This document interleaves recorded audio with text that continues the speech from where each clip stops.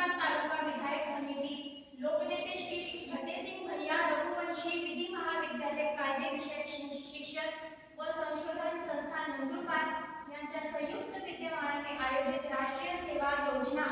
विशेष हिवाळी श्रम संस्कार शिबिराचा आजचा हा आपला 7वा दिवस आहे।